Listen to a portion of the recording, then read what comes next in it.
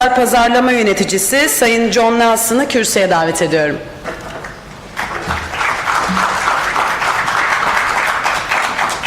Thank you. Good afternoon, everyone. Did she say something nice about me? Because I don't speak Turkish. I'm sure she did anyway. Yes, I did. Don't worry. Thank you. Welcome, and thanks very much for coming out in such big numbers to listen to what we have to say this afternoon.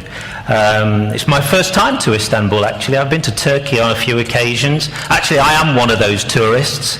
I come to your lovely country probably most years, actually, and I always enjoy my stay, so it's very nice to be here in a professional sense. Yes, my name is John Nelson. I'm a Global Marketing Manager for the activity. I've actually been involved in this business for an awful long time. I think it's more than, 35 years now. So I tend to say that I know a lot about a little bit and a little about a lot. So maybe I'll hopefully give you a little bit of good information this afternoon on fire protection and wet areas and durability.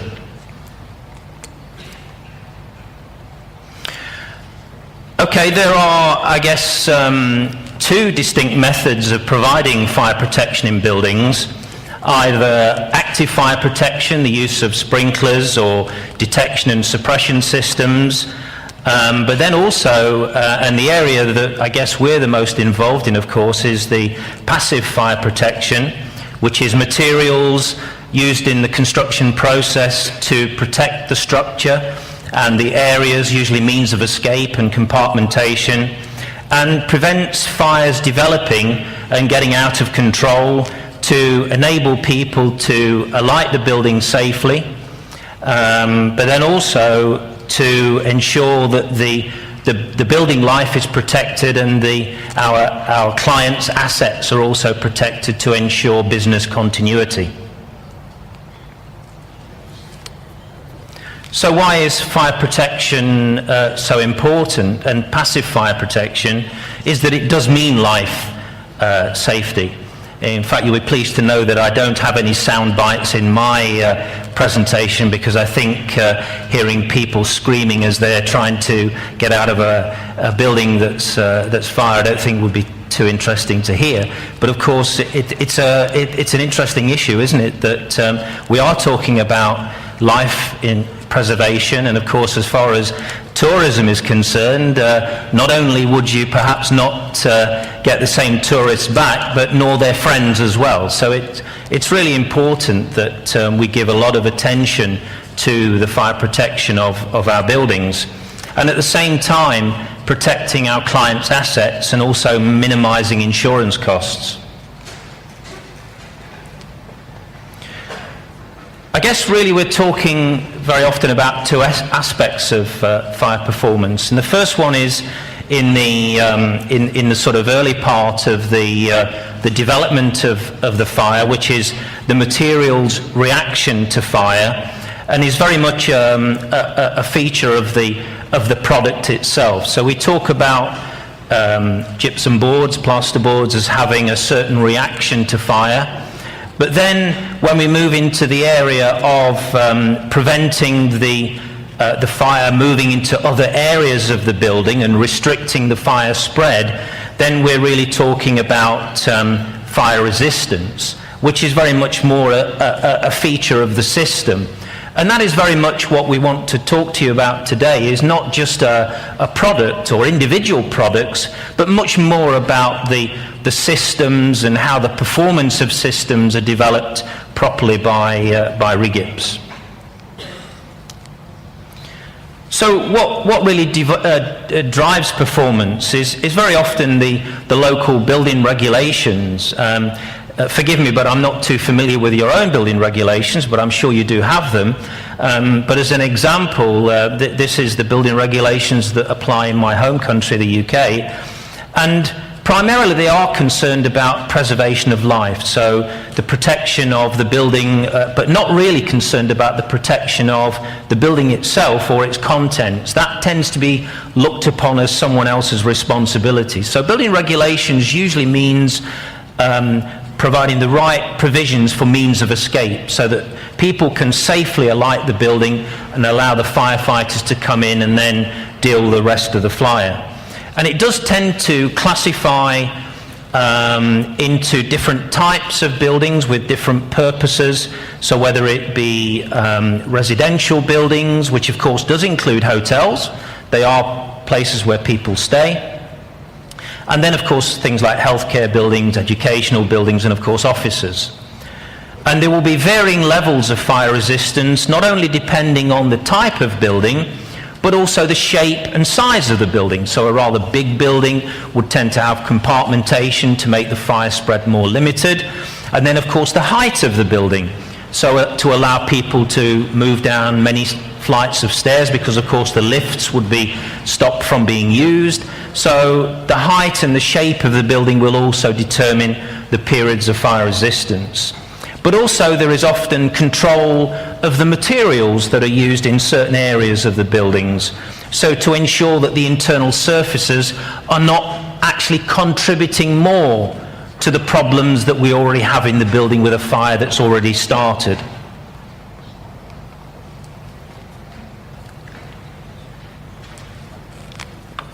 But then there's also as another area of legislation that often applies in various countries, and that is concern for the protection of the assets, the building itself. And that's very often an insurer's requirement, and very often their standards of fire protection can be even higher than the local building regulations, because of course they're not only concerned for the preservation of life, but they also want to make sure that their investment is well protected and there is the ability for fast and uninterrupted continuance of business. So the design often set out various design standards so that the protection of these kind of buildings, commercial and industrial buildings, are also taken care of. Then, of course, part of the European Union, European test standards, so this harmonisation of the different local fire protection standards, particularly from a testings point of view. This has been a really challenging few years because each national standard, of course, is quite different.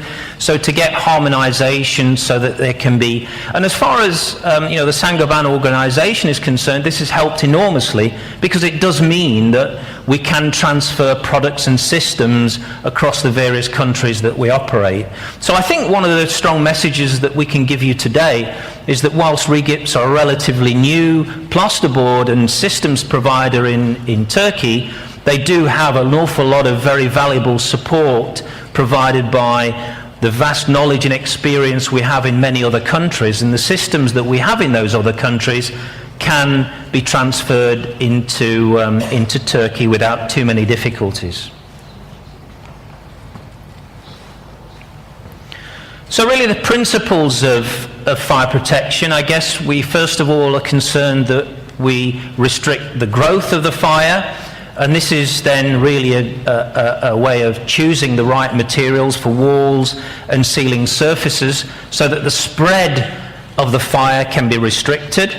And as I said earlier, that's very much a basic property of the material, and in gypsum boards we have a very, very good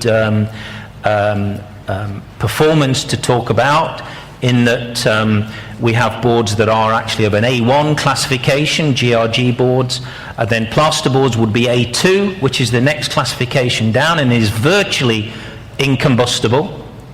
So there we would like to think you could see are very, very good materials to be used in buildings as far as restriction of fire growth, but then also compartmentation. We don't want very big areas where fires can develop unobstructed and give, the possibility of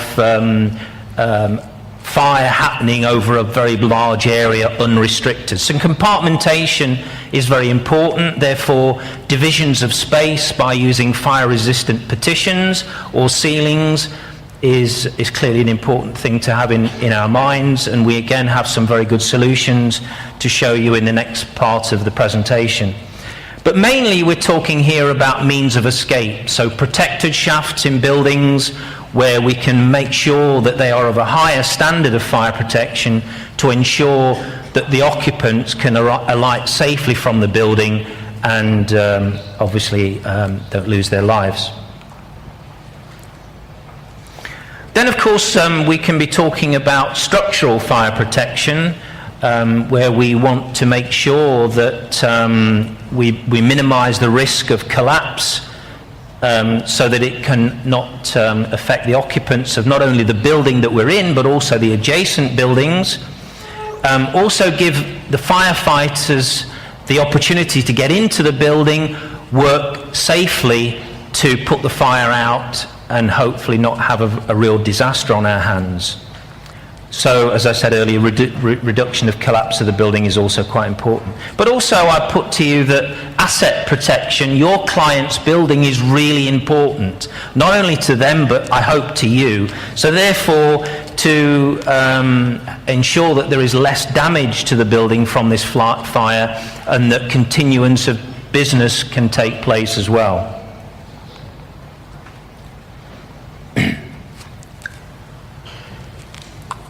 So then moving on from fire to also where we're talking about drywall construction being used in the modern methods of constructing buildings these days, but it doesn't mean that it lacks durability and tolerance to moisture, so that use in wet areas or in the high usage areas, the corridors, the public spaces, that it should be considered to be a flimsy, not fit for purpose means of construction, because it certainly isn't.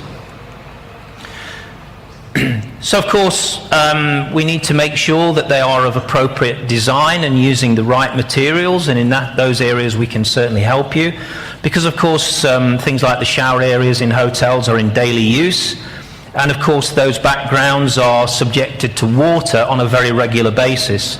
So therefore, to have the right material to prevent high maintenance and the costs associated with maintenance is of course also very important. But then really the public spaces, to make sure that they're durable surfaces so that people moving around, because to see a building that looks as though it's rather tired, it's been used so much and it looks damaged and not very in good condition, is something again would be a big turn off to the public wanting to use those buildings. So in terms of moisture performance, we do test the moisture resistant boards that we make available, not only from surface exposure to water, where we expose them to what we call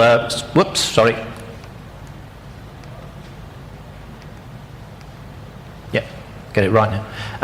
We subject them to what we call a cob test, where we fill this with water and allow it to be exposed to the board for 2 hours, which actually is a long time. And then a full immersion test, where we literally put it into a bucket of water for 2 hours. It can also be up to 24 hours. So it's a pretty vigorous test that we subject these boards to define them as either an H1 performance or an H2 performance. And then in terms of testing for robustness of drywall systems, we carry out a series of partition stiffness tests, resistance to damage tests, so hard body impact, small body impact that would simulate somebody literally giving it a belt with something quite hard. Door slamming, believe it or not, we test a 60-kilo door with 100 slams. I mean, that's your worst nightmare. I mean, that's your teenager gone mad, wanting to, it really is. It's a very, very severe test. And drywall systems will stand up to that kind of level of damage. Crowd pressure damages, so people are lighting a building, they're going to try and move very quickly. So to simulate that, we do UDL, uniformly distributed load tests. Anchorage tests, so to make sure that you can fix things to the surface of drywall systems, to then eventually classify them into the different systems that we sell into, either light duty, medium, heavy, or even severe for the most demanding of situations. So we do an awful lot of testing to show that these lightweight but very versatile systems can be used in all kinds of applications.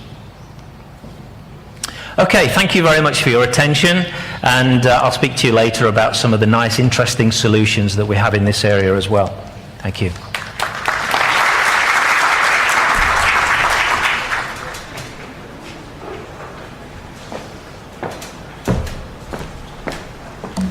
Sayın John Nelson'a teşekkür ediyoruz. Şimdi de